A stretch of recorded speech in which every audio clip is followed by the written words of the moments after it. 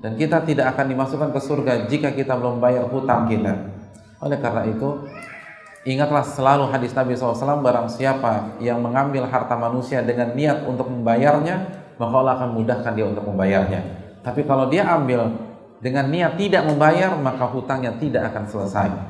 Maka yang perlu dilakukan pertama kali, niatkan dan tanamkan tekad bahwa saya harus bayar dan selesaikan semua itu.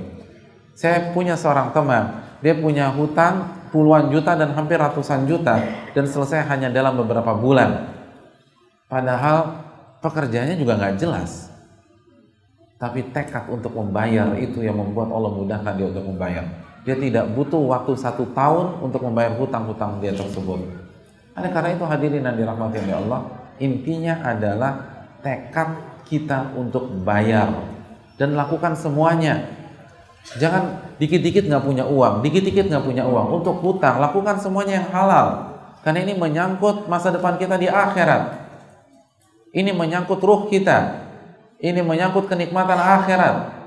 Karena tidak ada istilah uang dibawa kabur orang di dalam Islam. Karena orang itu harus bayar. Kalau nggak di dunia, di akhirat. Tinggal antum pilih, antum mau bayar di dunia atau antum bayar dengan pahala antum di akhirat.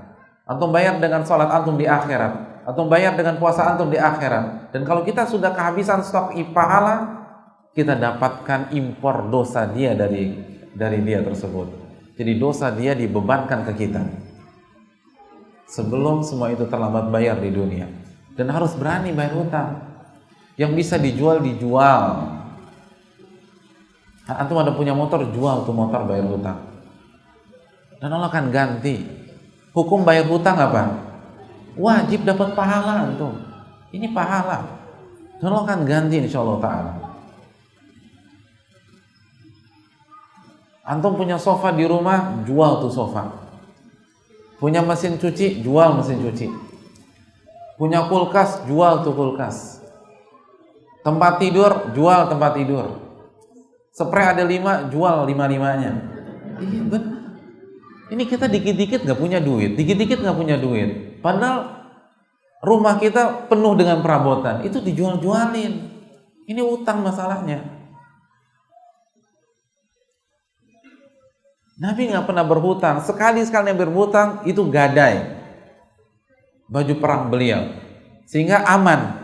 Dan terbukti beliau meninggal ketika belum terbayar. Tapi karena sudah menggadaikan baju perang, tinggal dijual saja, selesai. Beliau nggak punya beban. Oleh karena itu jangan sampai kita meninggal dunia dengan hutang.